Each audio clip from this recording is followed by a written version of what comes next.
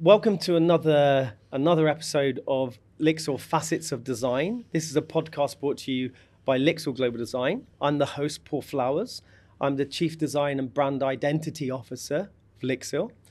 It's a really exciting week for us. Annually, we come to where we are today, which is in Milan for Milan Design Week. And it's a really exciting week because we get to showcase our brand, one of our brands in the portfolio, of course, Grow a Spa. So an amazing creative week.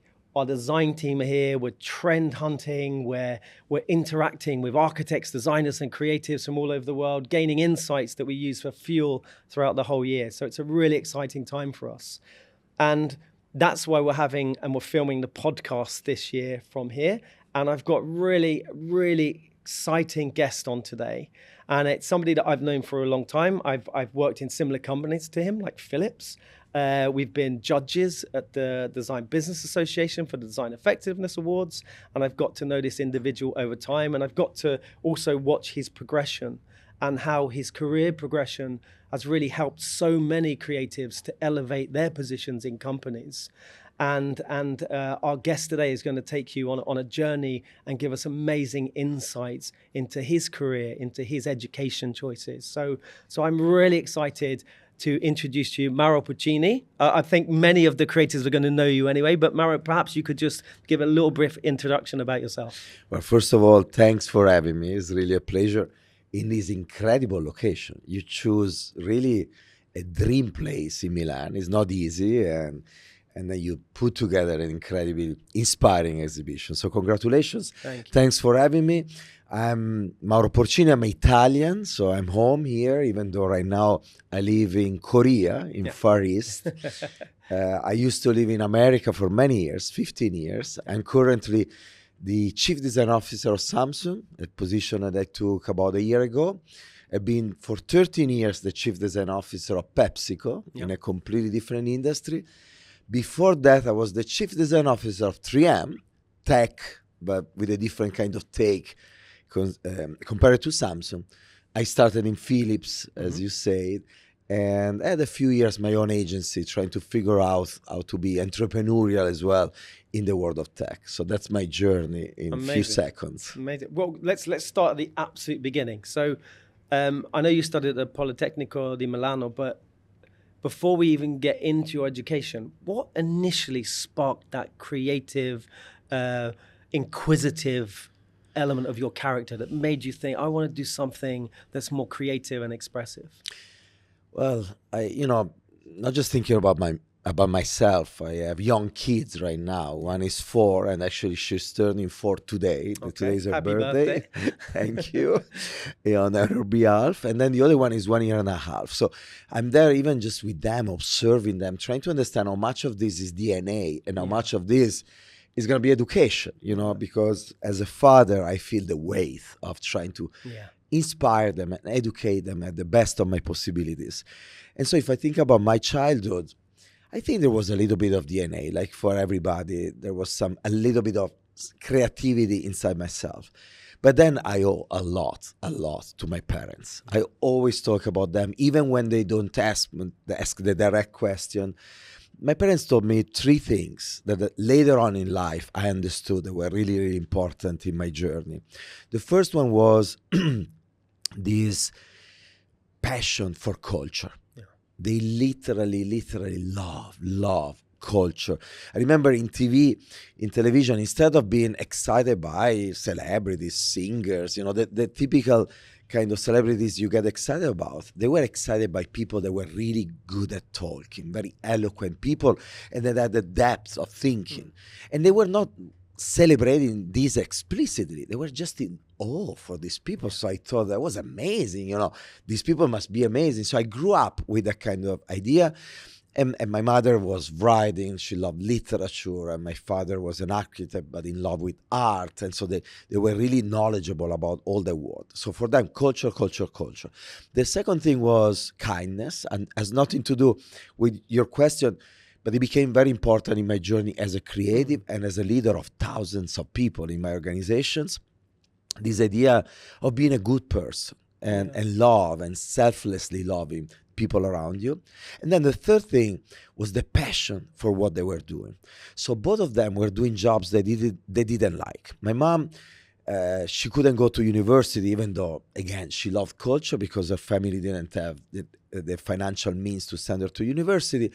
And so she went straight to work in different kind of corporate offices, and she was working essentially in finance in these corporate offices, and she hated it because she was a humanistic kind of person. Yeah. So she left her job at 38, not a penny. We're not a wealthy family. We didn't have a lot of money, but she left it anyway. And since then, I remember her as a child, she started to write poems and all kinds of thoughts. And still today, she keeps writing in her 80s. My father was an architect, but not a successful one. So he ended up, doing some projects here and there, but mostly teaching in high school, technical drawing.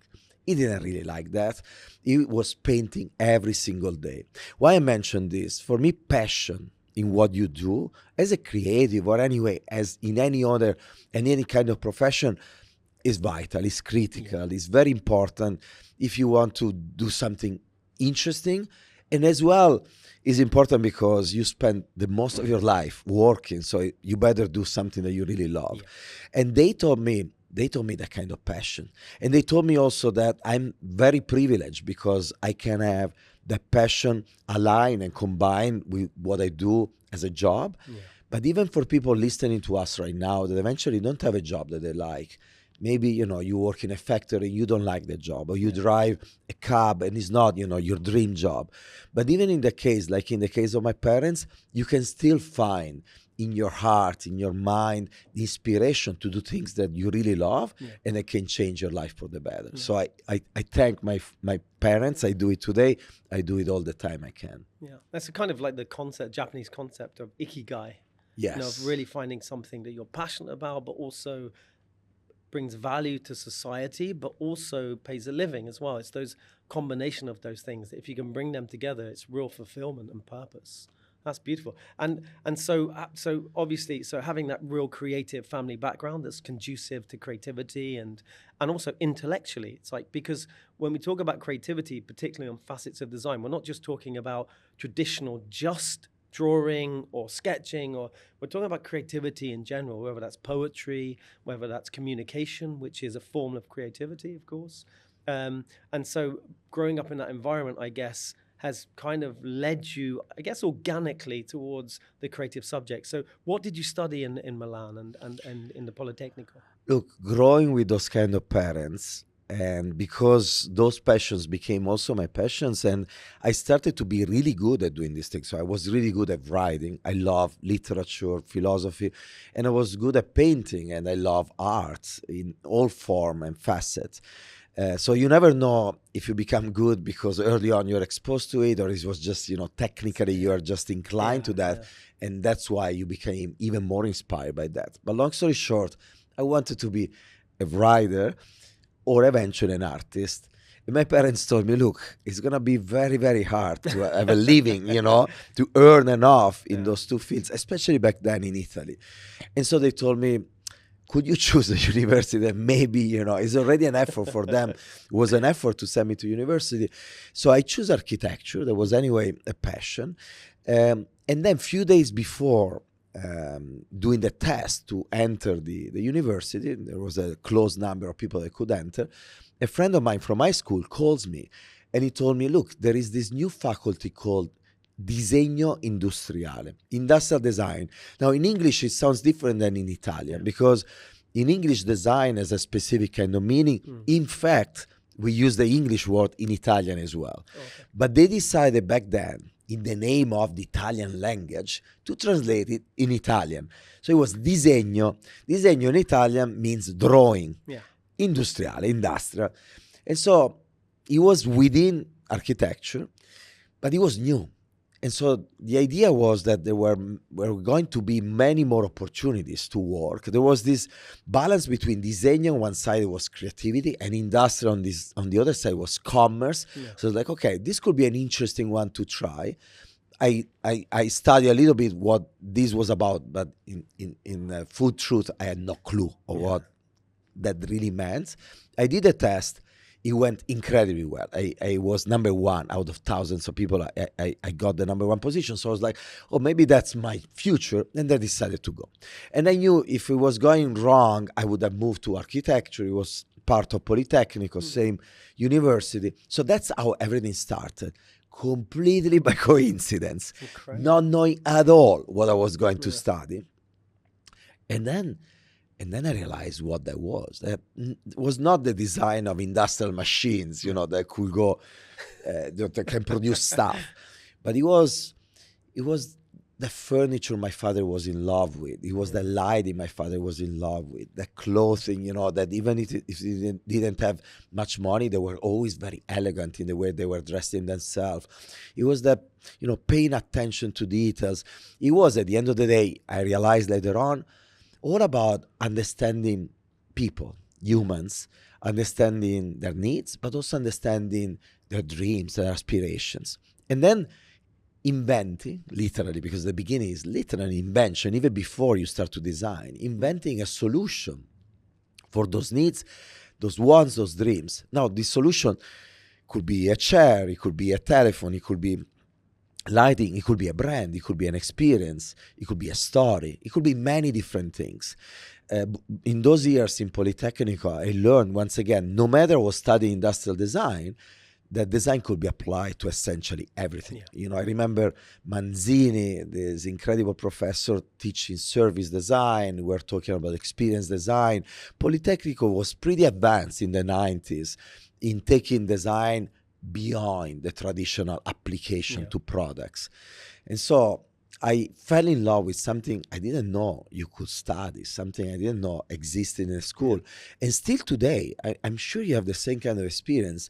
There is millions and millions and millions of people out there, especially kids in high school, that have no clue that you can learn something so cool, so fun, so creative.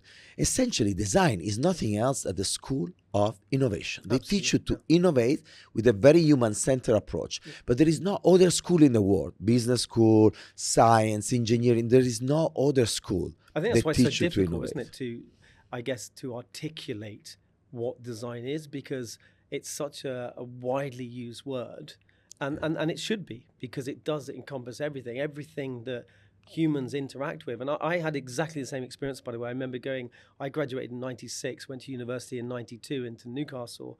And I remember, explaining to my family what industrial design was, that it wasn't designing the tooling machines or a lathe or these objects that make things.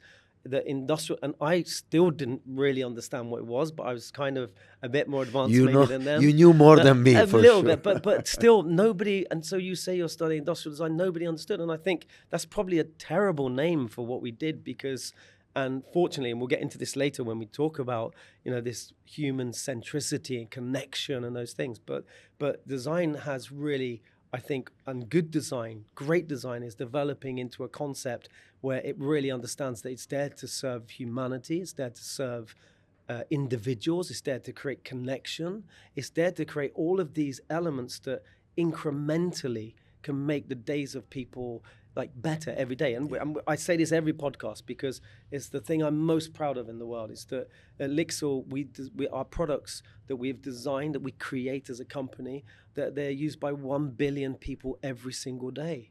And if a person could wake up in the morning and start with a shower that makes them feel good, maybe they're kinder to somebody else. Maybe they're kinder to their family. Maybe all of these elements are responsibilities, but we can translate through design.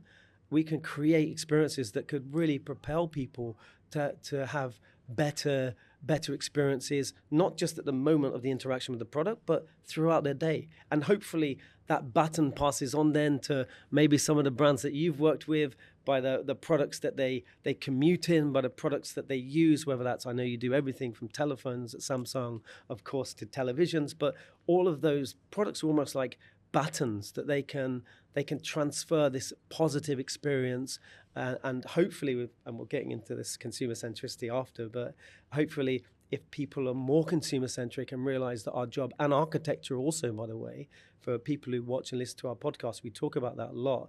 Architecture is serving human beings, not landscape, but actually how we navigate and how we use them and to uplift society. Well, to do that, I think as a creative community, we have a big responsibility and a big opportunity. We need to realize that the responsibility and the opportunity is the one of making sure that our primary goal is not to sell more products, because that's why we have business leaders for. Yeah. Our goal is to be the voice of humanity in these companies, in the business world. Our goal is to put people at the center of everything. Our goal is to make sure the people in their journey from when they wake up to when they go to sleep, in their journey through life, from when they are born to when they're ready to move on to another dimension, they are supported through an ecosystem of products, experiences that were designed. We care for them. We love, really trying to do the right thing. Then considering, oh, by the way, I work for a company, so I need to figure out how to sell it, how to make it financially, viable, profitable. And by the way, even that dimension, that is a financial and business dimension, there is an ethical dimension in that too. Yeah. The more successful you are financially, the more you create something at a price that is affordable for people, the more you will access, the more people you will access. And the more you are talking about billions of people, if your good idea, creating value for them, arrive to billions and billions of people around the world, then you can really collectively, progressively change the world for the better. Yeah. So even in the business dimension, that often for us creative is something, oh my God, I really need to do it. But even that is important. You can have huge impact. Yes. Absolutely.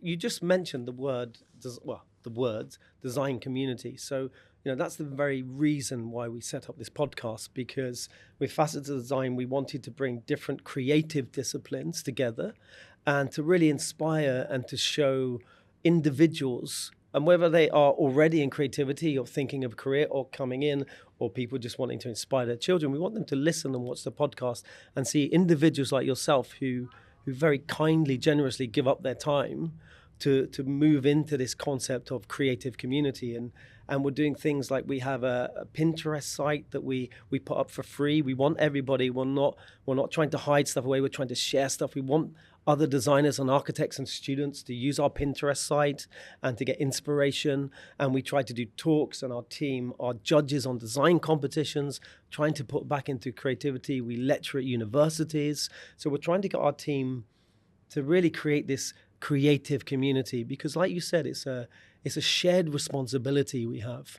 And if we can transition and work a bit closer together, and I know sometimes the brands are in competition and things, but if we can work closer together, I think that human transition from those experiences and environments, I feel, could get better. I'm completely with you.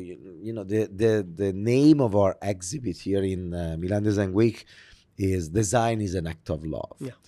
And before anything else, before being an exhibit that support our Samsung brand, and we stage our vision for the future through a series of products and concepts for that future. But before all of this is a call to action to all designers of the world, including, you mentioned it earlier, our competitors, to really leverage design and our culture as the voice of humanity in these companies and in the business world.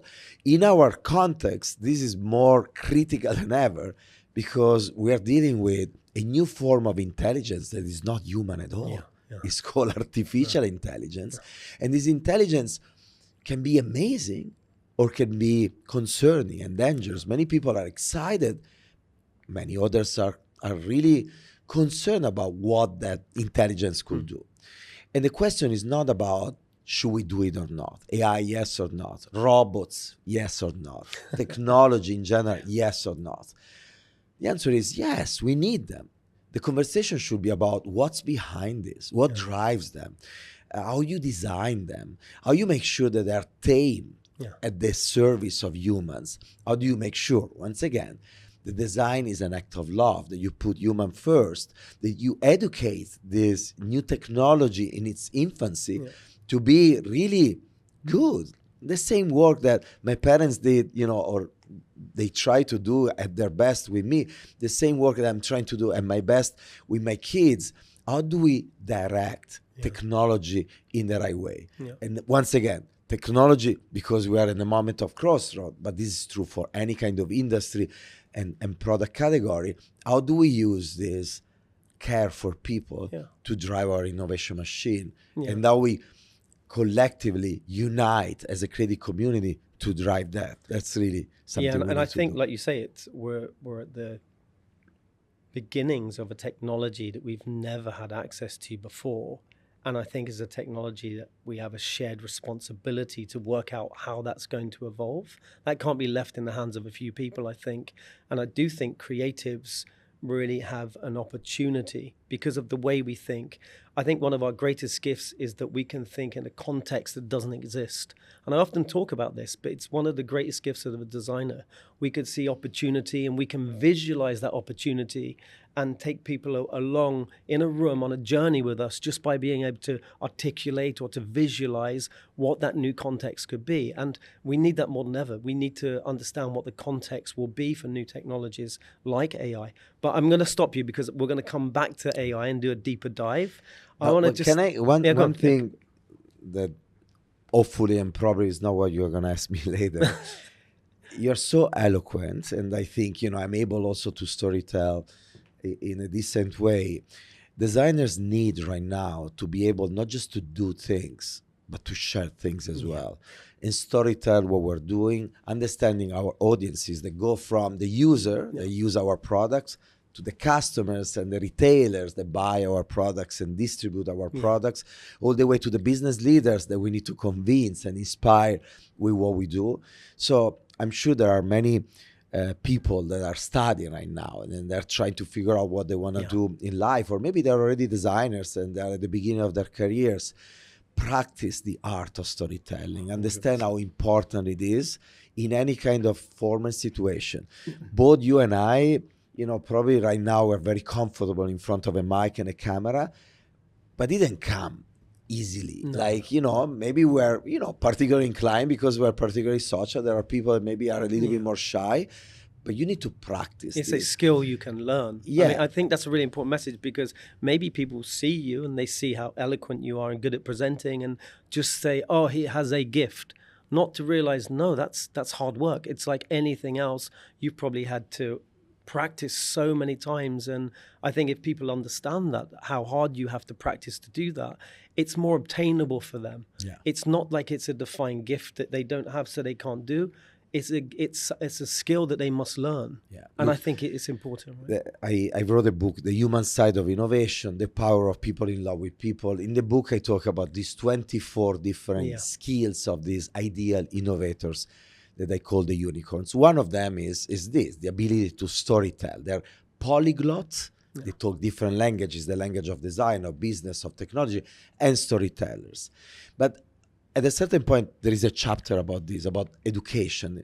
Many times I've been asked, but are these 24 skills something you are born with or something you learn? And the answer is that there are people that are more inclined to certain things than others. Think about sports. There are people that are really good at certain sports, tennis, soccer, and people that are less.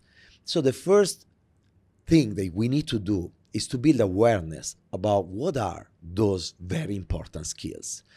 24 skills. There are some that in design they tell us you are really important. You need to be imaginative and creative. You need to be able to translate those dreams and those visions into something. So you need to be very manual and understand your craft, and so on and so forth. There are many other characteristics that nobody ever talks about. The importance of kindness, optimism. Today we talk about storytelling. So the first point is education is important to build awareness about what is important. The second thing is that once you're aware that you need to practice, for instance, storytelling, then by practicing it, you get better. Yeah. So if you were born with, very good at soccer, if you don't practice, your talent is wasted. Yeah. If you are born and you're not really good, if you practice really, really hard, there is a good probability you're gonna have, a say in the world. Yeah. And again, so practice is key. Once you learn that kind of skill, don't stop, because you never learn all these skills to the perfection. And so life is a never-ending journey to keep growing and perfecting yourself. Yeah. I'm saying this for the people that maybe made it. Now they're successful, they have great businesses, great practices, and many of them stop learning. Yeah. They fall in the trap of arrogance, and like, okay, I made it, I know it, and you stop growing. And this is the worst mistake you can do. Yeah, absolutely. I think it's quite interesting you talk about communication. I was thinking back to university and the roots of that communication skill. And one of the things they did at Newcastle, which I always thought was incredibly valuable, if brutal, was we would have critiques. So all of the designers would work on their projects, they would put them out on display, and then you would have a critique with your peers and the lecturers. And it was brutal. If you design something that you didn't think of a particular user case scenario or something, people would openly tell you, and we were all trained to be open and honest and critique the work, and it built muscles. Yeah. It also built resilience, because I think as an entrepreneur, as a creator, as an innovator, you have to be resilient. So it taught people how to not take things too personally. It taught people to listen, because we have 2 ears and 1 mouth, and to listen more is to learn more. So it really produced a skill set. Also, part of that skill set, you had to stand up and present. And so just honing that skill of presenting, and because a lot of the thing, I think, at a high level in design, when I speak to design leaders, it's really important in design, because often when you're selling a concept, the future, you really are doing that. You're asking the business to come along on an unproven journey. Maybe you can't prove the ROI on a particular thing, but you have to have that skill set for them to be confident in you and your team and the idea that they're willing to move in a direction that's unproven. And that's innovation. And to convince people to come on that journey with you is a skill in itself. You could have the best design in the world, and I've seen that in many, many places around the world, beautiful concepts but they stay in the drawer. And I think we need to definitely get designers to hone those skills of communication and how to present, so that they can convince people to invest in these concepts, to invest in the future in this way. Well, by the way, you were talking about critiquing and being able to receive the feedback, having that kind of confidence and muscles and resilience. And there is another thing that is very, very important. This is so important, not just at school, obviously, but in a company, in a team, in an agency, everywhere you produce work with others. But the other complementary skill that you need for something like this is the kindness I was talking about earlier. Yeah. Because we're all humans, and in a working environment where there is your boss, and maybe you're all competing for the next job and next position, you want to shine in front of others. If you're not a kind person, if you don't care for the others, and therefore, if you don't have a positive intent, it's very difficult to have that kind of critique, transparent mindset, approach, ways of working. So kindness is really, really important to build the right vibe, the right synergy, the right interaction. And then people that share the same dream. Yeah. So having people that are motivated, that embrace your dream, they want to be part of it, that understand that their job is not about delivering a result for the end of the year because this is your brief, is your performance review, but they're there because they want to change the world, because they want to go after the kind of dream. Yeah. If you combine that confidence you were talking about earlier with positive intent driven by empathy and kindness, with this passion driven by the dream, something you want to change collectively together, and therefore you understand that you cannot do it by yourself. No. You need others to do it. That's what builds. Those are few of the ingredients. That you need more, but few of the ingredients that build a great team. Absolutely. And many times, companies, big or small, don't have something like this. Yeah. And when you're lucky enough, like in my case, in many years, I built team from scratch, build it keeping in mind what are the important skills. They're not just the hard skills, you need the soft skills as well. And when instead you are part of a team that you didn't build, it's very, very important. You remind everybody all the time, no matter if you are the boss or you are part of the team, a member of the team, what are the important values? And you call out the wrong behaviors and you try to move the culture of the team in the right direction. Absolutely. No, that's a really good point. That's kind of just made me reflect on something, just you talking there. But I remember when I became the chief design officer of Grower 2005, we embarked on this journey and we created some amazing products, and they were innovative. They started to win some design awards, and the team, we felt really good. But actually, a few years on, I realized, whilst I was proud of that achievement and what the team had created, it was only about another 5 years on that I realized, and it's the thing I'm most proud of now, and I really look and strive for. I'd created a creative culture in the organization. Yeah. And that's very different to having amazing products. Yeah. The organization and Grower Spa today, I would say they are a design mature organization. There is a culture of innovation and design at Grower, which is incredible. But that's something that takes years, and it's like osmosis with the kindness and empathy. I think because when you start to have kindness and empathy in a team, you reject people who come into the team who don't have that. And all of a sudden, the team builds its own momentum and culture that resonates through the organization. And then I think you have something that's truly, it's beautiful, it's sustainable, but it transcends an individual. So if I'm not there, it's irrelevant. It's because the culture is there and that's running through the organization. And I think, often it's not talked about, and we'll get on to the emotional side of those things, but that empathy and kindness. I say it to my children. I just commissioned some artwork for my daughters, and it says, be kind, be curious, and be you. And it says exactly that thing. It's about, being kind to others is really, really important. And then be curious. Always, you don't have to take no for an answer. You can be respectful when people say no, but you can ask why, and you can push. And the most important thing, especially with young children, I have 2 young daughters, is about having self-confidence and being you. And I think that goes for organizations, that humanity is in everything. And if your team can start to push that into the organization, which I know you've done at 3M. I know you did that at PepsiCo, and we're going to get into those a bit as well. I want to get into those now. But so 100% agree with you about the empathy part. It's a really important part, and the kindness.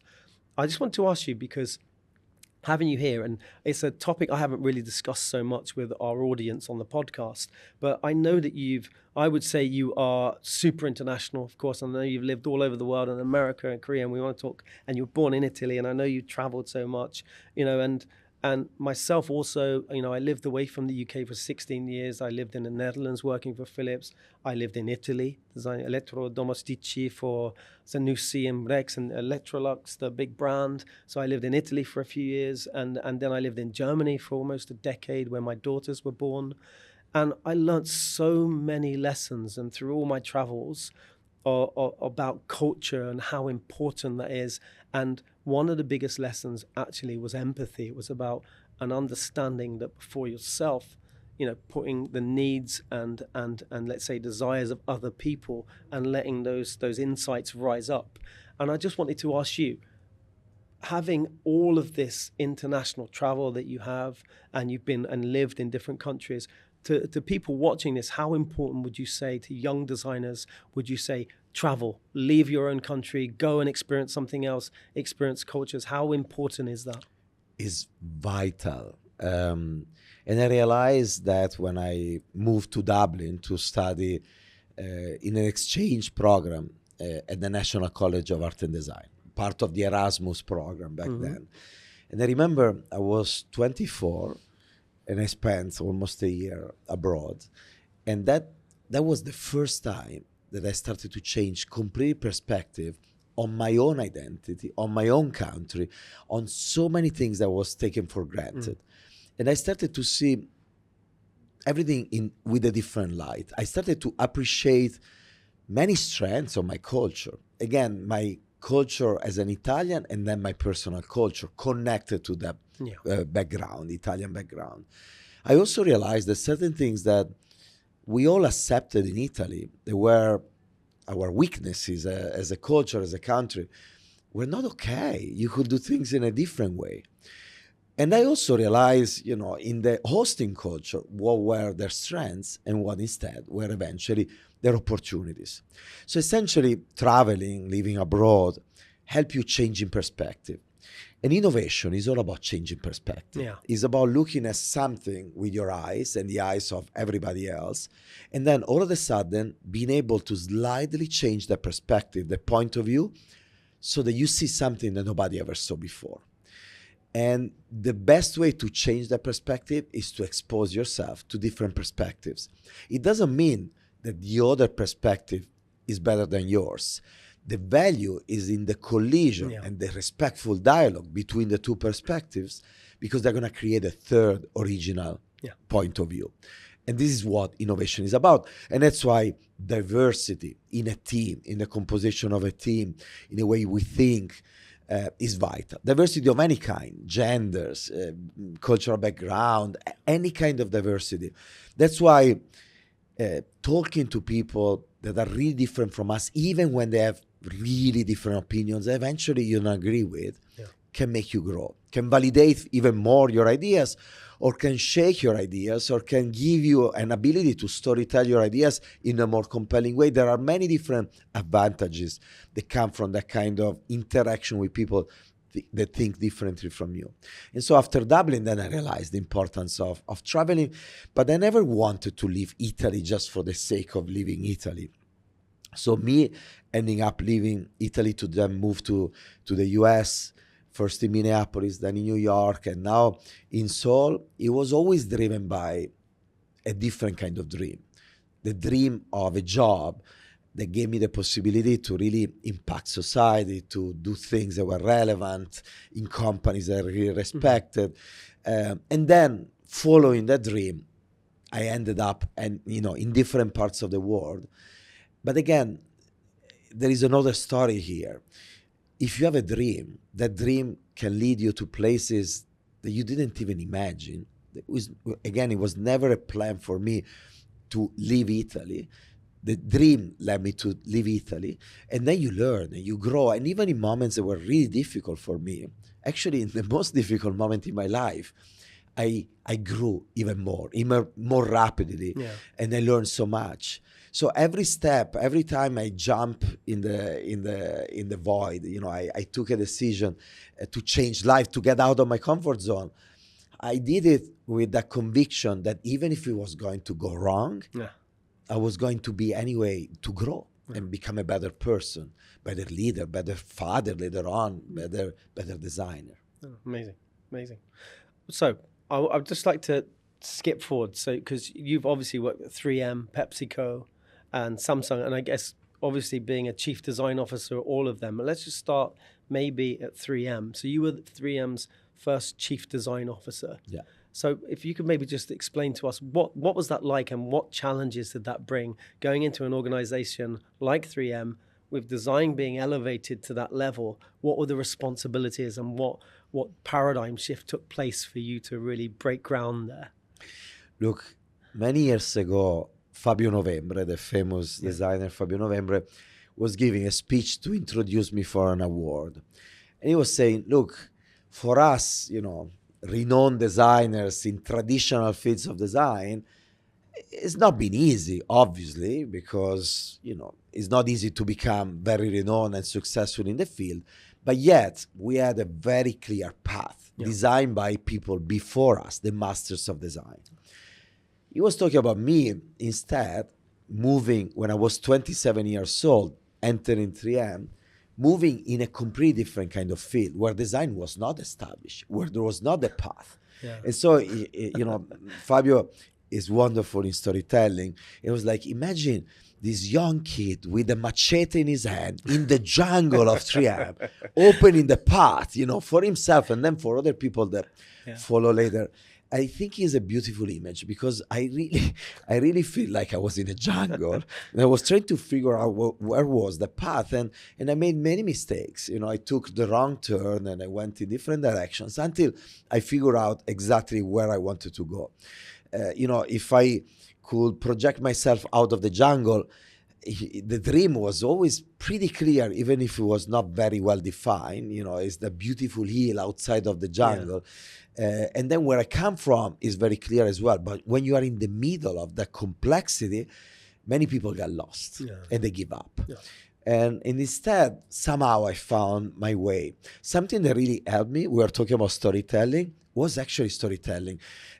For me, sharing stories has been always a passion of mine. As I told you, I love literature, philosophy, I love talking. And so right away, I graduated in Politecnico, and I asked my teachers to be an assistant professor. And then I started to do a few lectures, and then I started to go to conferences, and then journalists noticed me at conferences and wanted to interview me. So when you force yourself to translate what you're doing in a story, you need to distill everything, and you need to understand what worked, what didn't, what made you successful, because you need to explain it to people. What mistakes you made, you need to be aware of them, what you learn out of them. So long story short, at a certain point, I started to look back, what was working, what was not, and that kind of story, because of this reason, and the kind of storytelling that helped me understanding what was the right path, what was the right methodology, the right process, the right thing to do to grow exponentially what was working well. So that was this 10 years of journey, starting from denial, people not accepting design in the company, to what I call the hidden rejection, pretending they were accepting, but they were not anyway. Navigating the phase. I mean, this happened to anybody trying to change any culture. People will tell you, oh yeah, I love what you're doing. They don't. 1 person out of 10 statistically love what you're doing. You need to find that person. I call them the co-conspirators. And there is an easy way to find them that I learned, in my years in 3M. When they tell you, oh, you share your vision, and they tell you, I love what you're saying, I love what you're doing. You're like, okay, if you love it so much, give me the money, let's do it together. And most of the people will be like, maybe in phase 2, maybe later, now I have other priorities. That's fine. That's great, actually, because I need to find the ones that put the money, the co-conspirators. With them, you move to what I call the occasional leap of faith. With these few co-conspirators, you start to build proof points. They take a leap of faith on you, and you build proof points. The more proof points you land, the more the organization gets excited. Once you have enough, the organization is like, oh, we should invest for real here. Now the game changed completely. You move to a 4th phase in which you have scale. You have the risk of scale, the risk of visibility. The game is really, really different. And you need to develop a different set of skills. You need love, passion, creativity. You need to be agile and flexible, what you had in the previous phase. But now you need also process and strategy. And you need to be very careful in how you move at that scale. You need to combine the two. The problem is that often people start to scale up, use processes and strategies, and they lose the passion and the agility and the kind of the pirate's mindset. So this 4th phase I call the quest for confidence, because that's when usually you lose confidence in this journey.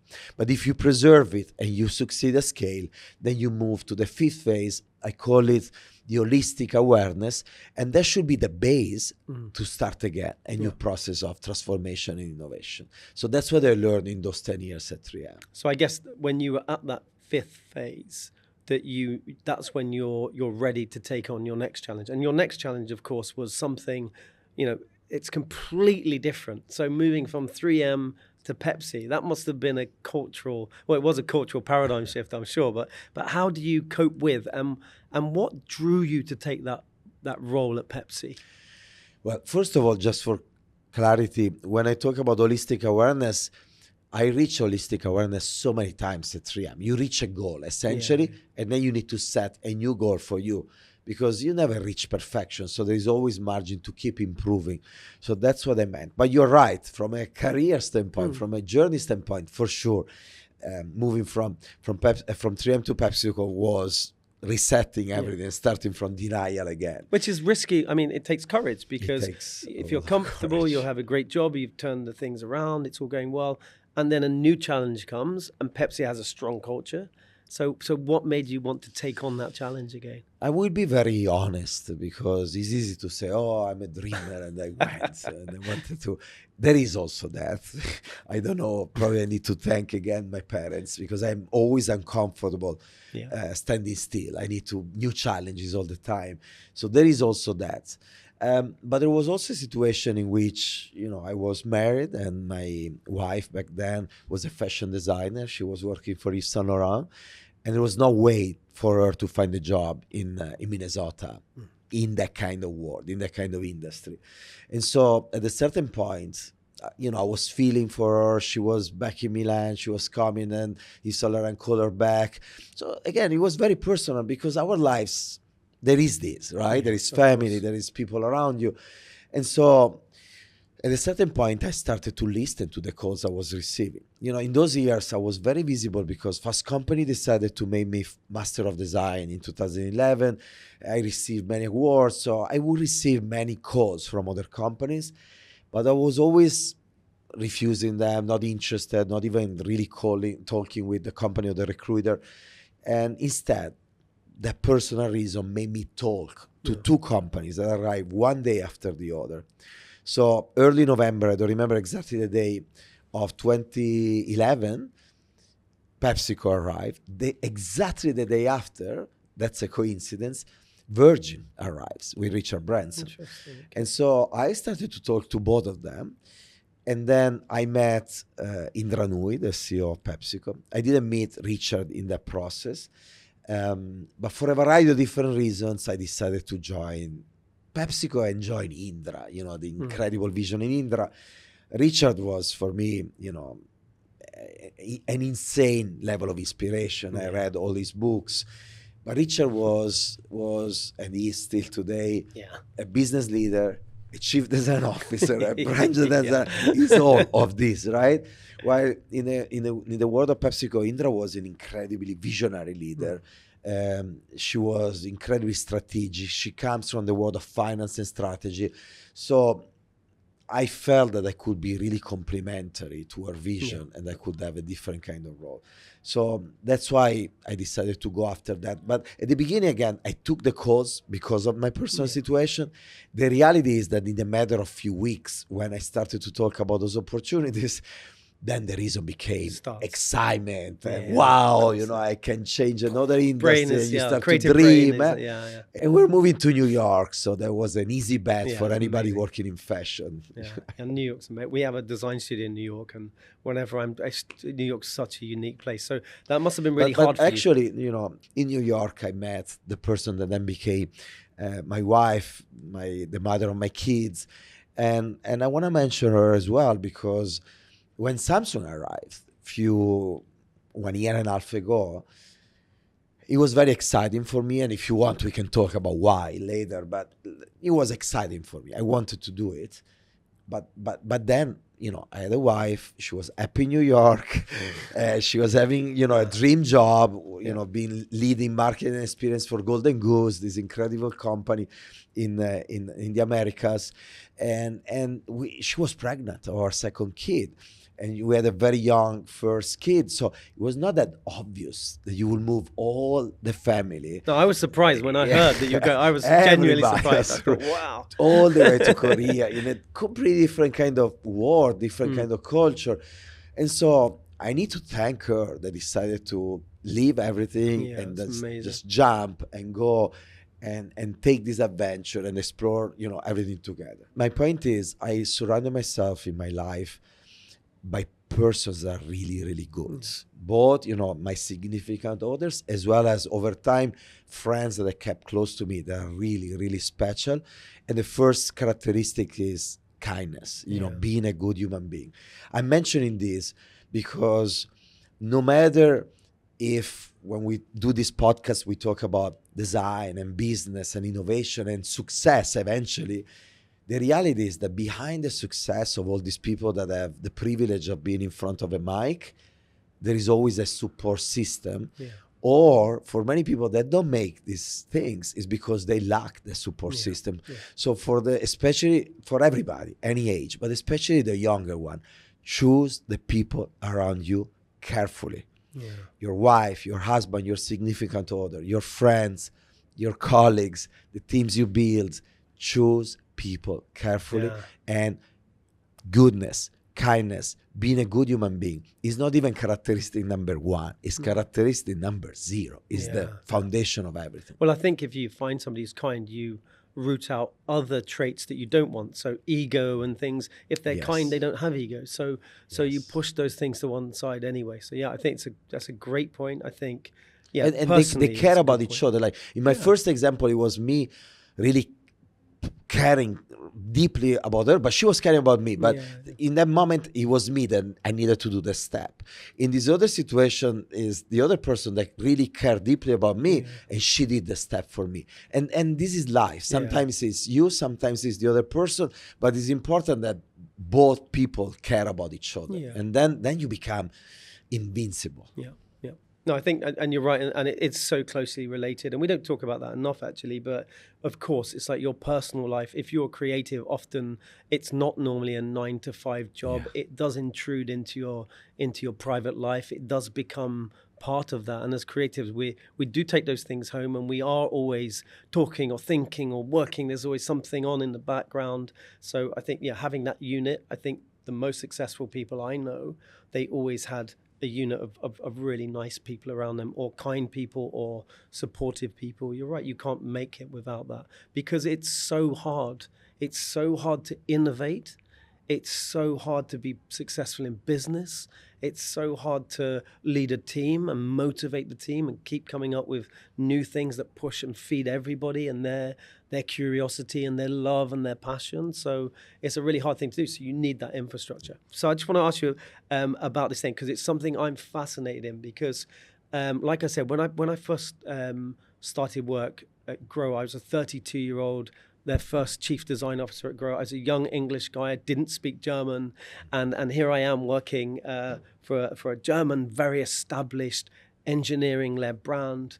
And one of the first things we brought in was this concept. I was really inspired by Kevin Roberts from Saatchi & Saatchi. Love Marks, the book. I know we've spoken about this, and we brought in this whole concept at the beginning of Grow of from like to love, and the concept behind that was that we would, instead of creating products that people liked, why don't we try and create products and services that people actually love?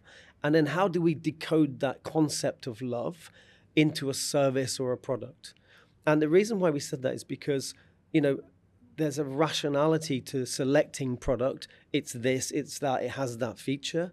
But when you start to talk about passion and emotion and all of these other human-driven elements like status, whatever they are, they're very, very different. And it allows you to, as a business, so you can sell that into a business, because you can start to talk about the value you can drive to the business when there's an emotional connection. That people, the biggest advocates of your product are the consumers that use them. They're the greatest sales team.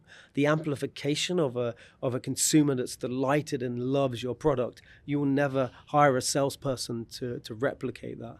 So we went on this whole journey of like to love, and how we could create these really small things that were experience-based that would get consumers to love our products. And we did this in a number of ways. And I know your exhibition here, and I'd like to also talk about the Samsung role, but your exhibition here, design is an act of love. Maybe you could just take us through that concept, because I know emotions featured heavily in your career and transition through your career, but love is a big, bold word. I'm glad to see it back on the agenda. Glad to see you championing this, being a champion of this, and I'm really pushing this forward. But what's your thinking behind this concept of love? Look, I've been always very sensitive to love.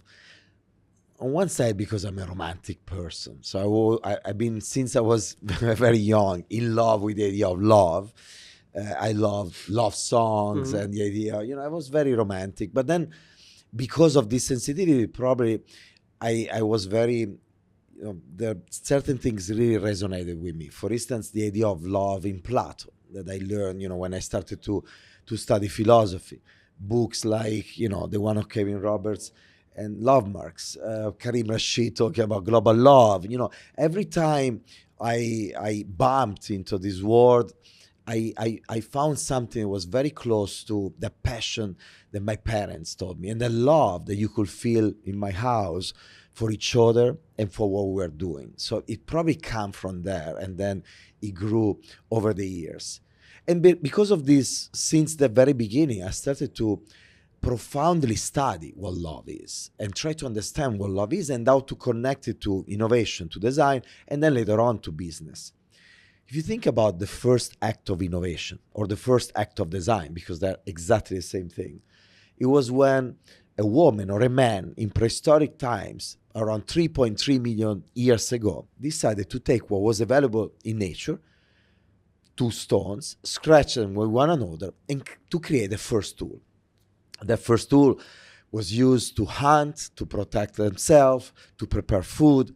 Then later on, they started to create tools to decorate their bodies, to express themselves, to connect with others, to be liked by others. And then all the way to use those tools to decorate your caves and build statues to celebrate the gods. So those tools were essentially created to solve needs that then later on Maslow categorized in his hierarchy of needs, in his pyramid. So the base is physiological and safety. The middle is expression, self-expression and connection and sense of belonging. Mm-hmm. And the top is transcendence, purpose, giving meaning to your life. Yeah. So by definition, design and innovation from the beginning of time was an act of care, generosity, love towards yourself and people around you. So you are creating these things and then you are literally gifting them to the people around you. At a certain point, we realized that we have so many objects and tools, it was better that I was specializing on something and you will specialize on something else. At that point, when you had one thing and I had the other, we need to exchange these things. Yeah. Barter was invented. And then later on, currency. And then later on, this idea of lending money, and then banks, and then companies and brands, and later on, multinational corporations. At a certain point, we totally lost the original intent.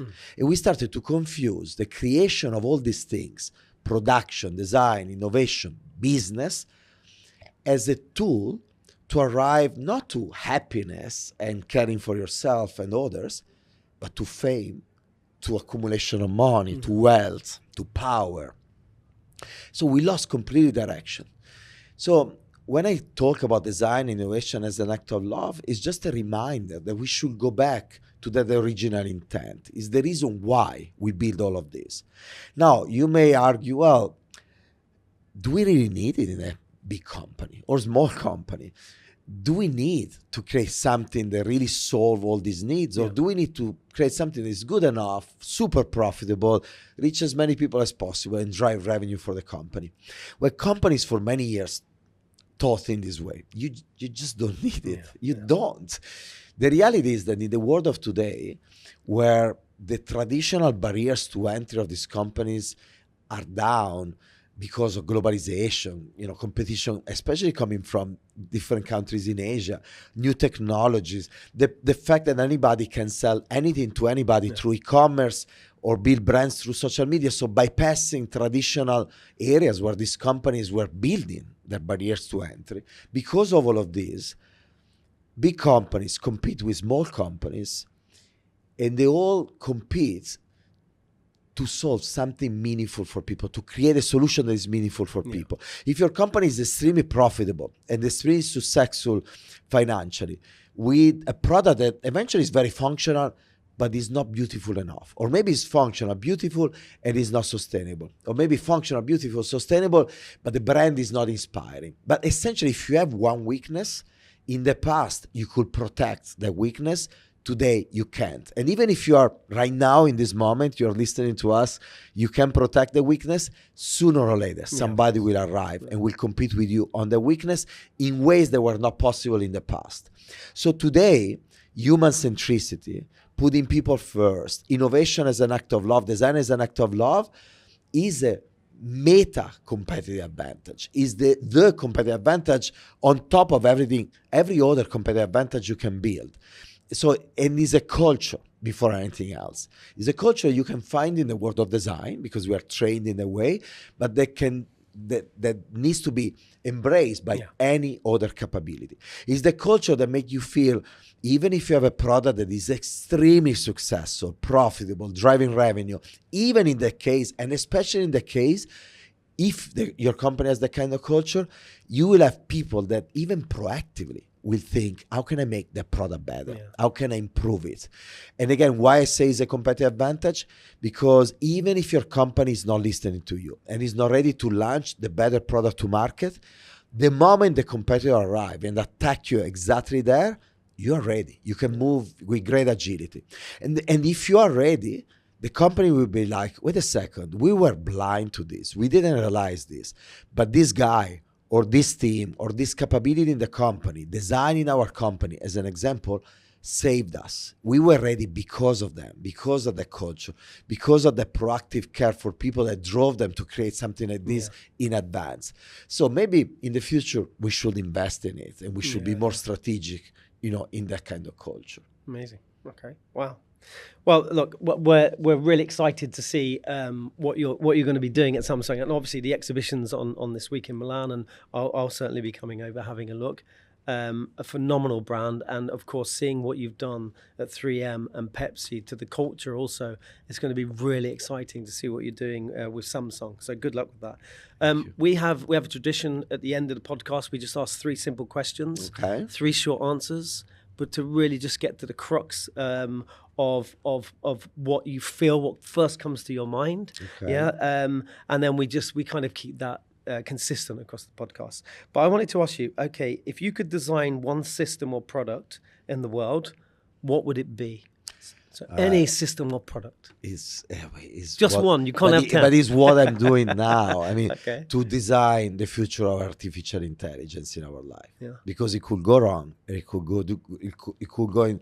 It should go. I hope it's going in the right direction. So I'm gonna do my best to push it, from Samsung in the right direction. But that's really exciting for me. The future of AI. Yeah, and I think anybody who looks at the title of the Samsung exhibition, it's really comforting knowing that we have to have that extreme and words like love when we're talking about a machine society in a way. So I'm really excited, and you have a huge responsibility, you and your team at Samsung, to keep us all, safe and well and thriving as a human species. Okay, number 2, who's been the most influential in your thinking and it could be a design leader, it could be I have the whoever. Answer. Who's the most influential? It's 2 people. They were not living in the same time, but one after the other. Aristotle and Plato. They're literally philosophy, and their philosophy that is foundational to all the philosophy that came after, influenced heavily everything I did in my life. The way I talk about design, innovation, it is really, really coming mostly from that. Wow.